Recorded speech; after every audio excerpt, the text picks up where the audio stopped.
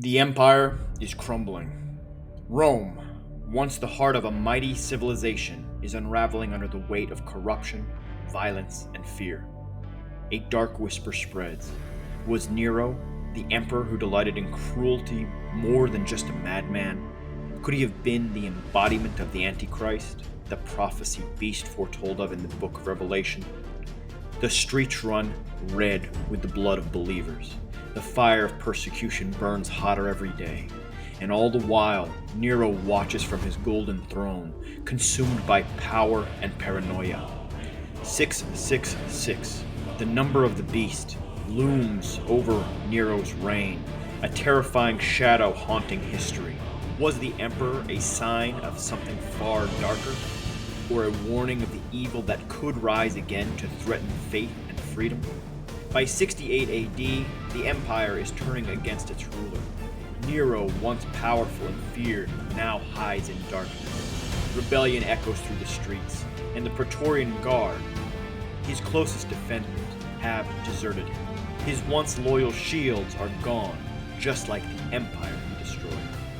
In a dimly lit villa outside of Rome, Nero sits with a few loyal servants, his mind a maze of paranoia.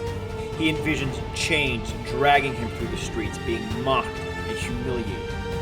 The silence is oppressive, broken only by his short gasps for air, haunted by the faces of those he betrayed.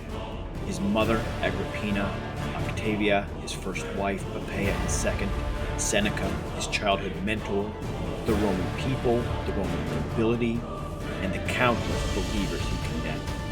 The Senate has declared him a public enemy, and he knows what awaits: capture, torture, and public disgrace. On June 9th, 68 AD, Nero makes his decision. His heart races, hands shaking as he faces the last act he can control: his death. With the help of a servant, Nero plunges a dagger deep into his throat. His final words, "What an artist dies in me," echoing through the villa. His reign ends, but his legacy of cruelty is far from finished. With Nero's death, Rome is plunged into chaos. The year of the four emperors begins, a brutal struggle for power that leaves Rome divided and further bloodied.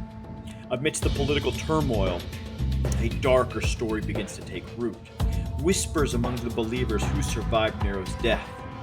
In the book of Revelation, Nero's name is tied to the number of the beast, a chilling prophecy that connects him to something far more sinister.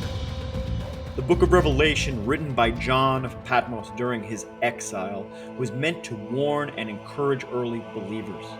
In Revelation 13:18, John writes, "Let him who has understanding calculate the number of the beast, for it is the number of a man. His number is 666. Gematria is an ancient system used in Hebrew, Greek, and Latin, where letters are assigned numerical values, allowing words or names to be interpreted through their numerical meanings. Through Gematria, Nero's name in Hebrew adds up to 666. For those who endured his persecution, the connection was clear. Nero was the beast of Revelation, the first Antichrist.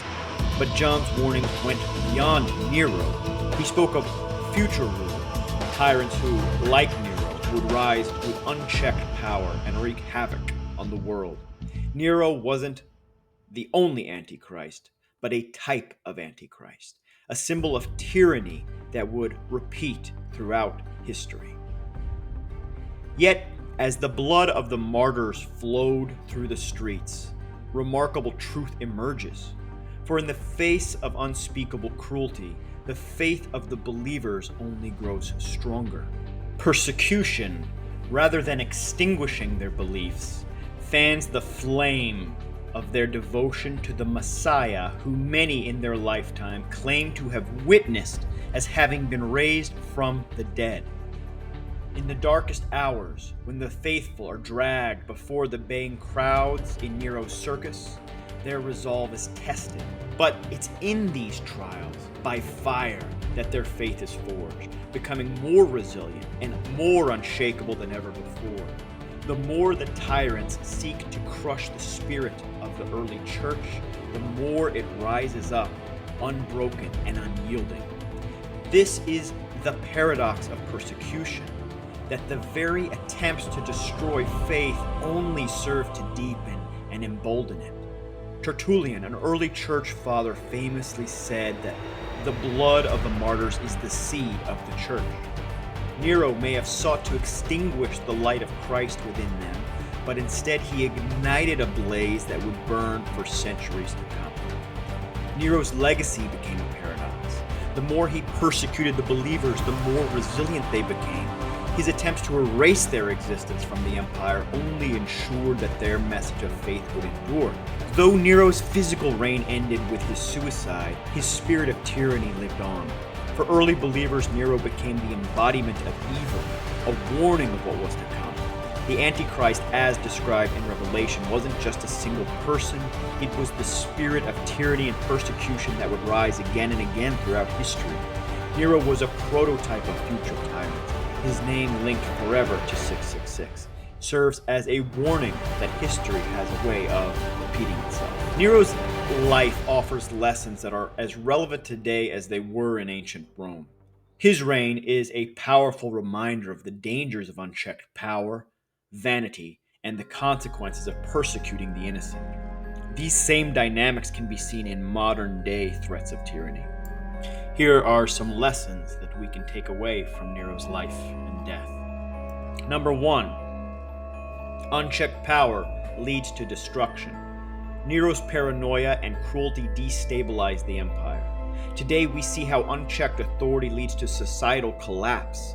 Absolute power corrupts, and history warns us of its dangers. 2. Persecution only strengthens faith, and faith outlives it. Nero's attempt to destroy faith only made it stronger. Today, we see how communities facing oppression continue to grow even more resilient. Tyranny, no matter how brutal, cannot extinguish deep-rooted faith. 3. Leaders are remembered by their actions, not their intentions.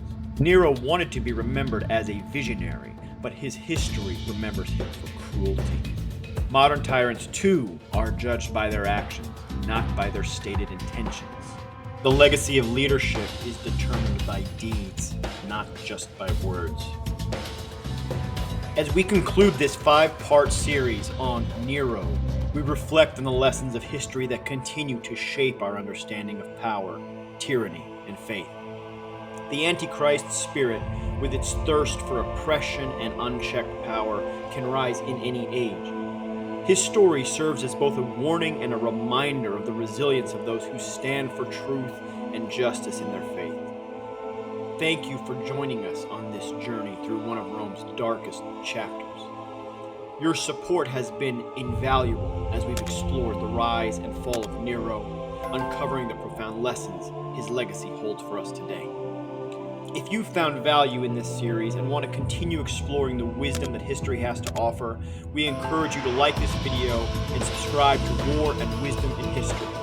By doing so, you'll stay connected as we delve into the stories of history's most infamous figures and the lessons that they still teach us.